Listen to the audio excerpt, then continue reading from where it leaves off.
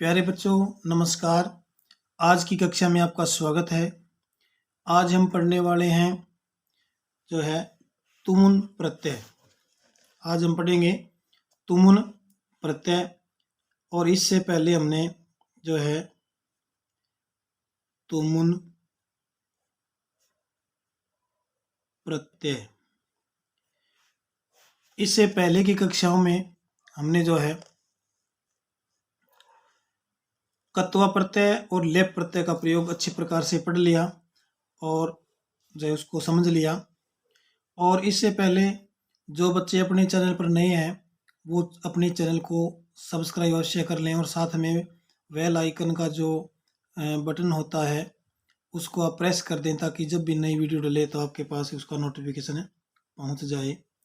तो देखिए प्यारे बच्चों, तुमुन प्रत्यय का प्रयोग किस प्रकार होता है। तो तुमुन प्रत्यय का प्रयोग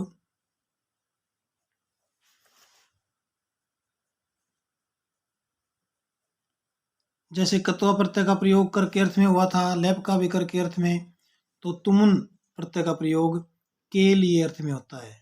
जब क्रिया को के लिए अर्थ में प्रयोग करना हो तब हम तुमुन प्रत्यय का क्रिया के साथ धातु के साथ जोड़ करके प्रयोग कर देंगे, यानी इसका जो है प्रयोग है वो के लिए अर्थ में होता है, में होता है। और इसका तुम शेष रहता है, कहीं कहीं तुम भी शेष रह जाता है। यानी तुमन प्रत्यय का प्रयोग के लिए अर्थ में होता है और इसका तुम शेष रहता है। कहीं पर तुम भी शेष रह जाता है, कहीं पर धुम भी रह जाता है। जिस प्रकार से देखिए चल धातु है जिसका अर्थ होता है चलना, प्लस में तुमुन प्रत्यय और पद इससे जो है बनेगा चली तुम। चली तुम, चली तुम का अर्थ होता है चलने के लिए। इसी प्रकार से देखिए आगे गम धातु जिसका अर्थ होता है जाना, उसके साथ जब तुमुन प्रत्यय जोड़ते हैं, तुमुन का नया हलंत होता है, तब जो है पद बनता है गंतुम। गंतुम का अर्थ होता है जाने के लिए। गंतुम का अर्थ होता है जाने के लिए, तो के लिए अर्थ में आ गया। इसी प्रकार से और भी है, जैसे नी धातु है उसके साथ तुमुन प्रत्यय जोड़ देंगे तो पद बनेगा नेतुम, जिसका अर्थ होता है लाने के लिए। लाने के लिए।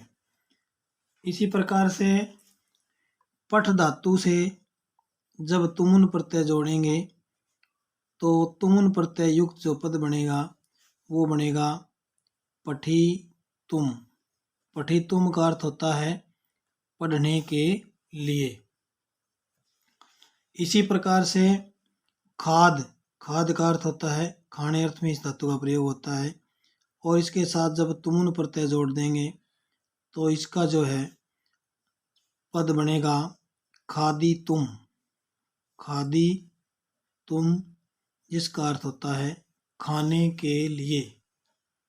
जिसका अर्थ होता है खाने के लिए। अब देखिए तेज धातु जिसका अर्थ होता है त्यागना, और तुमुन प्रत्यय जब जोड़ते हैं तो पद बनता है त्यक्तुम, त्यागने के लिए। इसी प्रकार से अन्य बहुत उदाहरण है, और भी उदाहरण हम देख सकते हैं। जैसे देखिए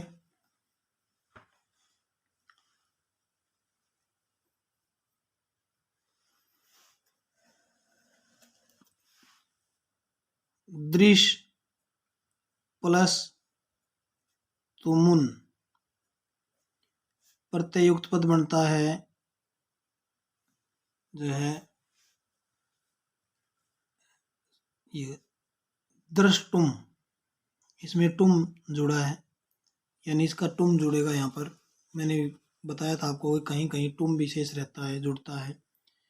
दृष्टुम का अर्थ होता है देखने के लिए। ज्ञा धातु होती है जानने अर्थ में, और तुमुन प्रत्यय जब साथ जुड़ता है तो पद बनता है ज्ञातुम। ज्ञातुम का अर्थ होता है जानने के लिए। और जब क्री धातु के साथ तुमुन प्रत्यय जुड़ता है तो पद बनता है कर्तुम। कर्तुम का अर्थ होता है करने के लिए। कर्तुम माने करने के लिए। इस प्रकार से अनेकों पद आप सहायक पुस्तिका में देख करके आप उसका अभ्यास कर सकते हैं, और अभ्यास से ही ये जो है प्रत्यय आपके सही याद हो जाएंगे और कोई भी गलती नहीं होगी। अब बात यह है कि परीक्षा में आपको किस प्रकार से पूछा जा सकता है। तो 1 नंबर का प्रश्न पूछना हो तो ये भी इस प्रकार से ही पूछ सकते हैं कि जैसे तुमुन प्रत्यय का प्रयोग किस अर्थ में होता है, तो आप आराम से उसमें लिख देना कि इस प्रत्यय का प्रयोग के लिए अर्थ में होता है। यानी तुमुन प्रत्यय लगने के बाद उस पद का जो अर्थ है के लिए जरूर जुड़ता है उस पद के अर्थ में। अब देखिए आगे कि इस प्रकार से भी आ सकता है चल जमा तुमुन से जो है पद क्या बनेगा वो लिखना आ जाएगा। तो चल प्लस तुमुन से चली तुम बनता है, ये मैंने आपको बता दिया। जैसे गम प्लस तुमुन इस प्रकार से भी आ सकता है, इससे क्या बनता है गंतुम। कोई भी धातु किसी भी तुमुन प्रत्यय के साथ जोड़ करके किसी भी धातु को आपसे पूछा जा सकता है। आप 10-12 और उदाहरण कर लेंगे तो आप लगभग जो है कोई भी धातु आ जाओ आप उसको आराम से जोड़ सकते हैं। इसका दूसरा जो तरीका है वो है ये है कि जिस प्रकार से ये दे दिया कि गंतुम, गंतुम पद से प्रकृति प्रत्यय अलग कीजिए, तो इसमें गम धातु है और तुमुन प्रत्यय, जैसे मैंने यहाँ करके दिखाया गम प्लस में तुमुन। अब जिस प्रकार ये भी पूछा सकता है नेतुम, तो आप कैसे करोगे, इसका प्रकृति प्रत्यय अलग करना है नी जमा तुमुन। ये एक तरीका। दूसरा तरीका ये है कि ऐसे भी आपसे पूछा जा सकता है। और इसका तीसरा तरीका ये है कि कोई भी वाक्य लिख देंगे और उसके बीच में मान लीजिए चली तुम आना है, तो वहाँ चली तुम ने लिख करके चल प्लस तुमुन प्रत्यय ऐसा लिख करके छोड़ देंगे और खालिस्तान बना देंगे। तब आपको उस खालिस्तान में क्या बनना होगा, चली तुम। इसी प्रकार और इनमें से कोई भी इसी प्रकार से, जैसे नी प्लस तुमुन लिख दिया, वहाँ ने तुम लिखना है हमें उस खालिस्तान में। नी प्लस तुमुन से क्या बनेगा, ने तुम। जिस प्रकार से देखिए एक उदाहरण मैं आपको समझाता हूँ कि वाक्य में कैसे पूछना आएगा।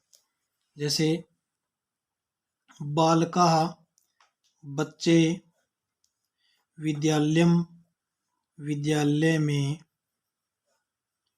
खालिस्तान आगच्छन्ति आगच्छन्ति। और यहाँ जो है ब्रैकेट में यहाँ ऐसे लिख दें कि पठ धातु जमा तुमुन प्रत्यय से जो है खालिस्तान बनना है हमें। तब पठ प्लस तुमुन से क्या बनता है, पठितुम। यहाँ हम लिख देंगे पठितुम। बालक विद्यालय में, पठितुम कर देता है पढ़ने के लिए, आगच्छन्ति माने आते हैं। तब इस प्रकार से इसका हिंदी सरल अर्थ क्या होगा कि बालक विद्यालय में पढ़ने के लिए आते हैं। तो इस प्रकार से वाक्य के अंतर्गत भी जो है प्रश्न पूछा जा सकता है। पठ प्लस तुमुन लिख करके ये पूछा जा सकता है कि इससे पद क्या बनेगा, बात वही है, चाहे कहीं भी पूछ ले, आप इसको आराम से कर सकते हैं। इस प्रकार से आपको जो है आपके पास सहायक पुस्तिका यानी गाइड होगी, उसमें से आप उदाहरण जो है अधिक से अधिक उदाहरण इस प्रकार से लिख करके देख लें, तो आपके जो है प्रत्यय आपके गलत नहीं होंगे, बिल्कुल सही होंगे। तो ये 3 प्रत्यय मैंने करवा दिए, कत्वा प्रत्यय, लेप प्रत्यय और तुमुन प्रत्यय। कत्वा प्रत्यय का प्रयोग करके अर्थ में, लेप प्रत्यय का अर्थ भी जो है लेप प्रत्यय का प्रयोग भी करके अर्थ में होता है जब धातु से पहले उपसर्ग हो, और तुमुन प्रत्यय का जो प्रयोग है वो केली अर्थ में।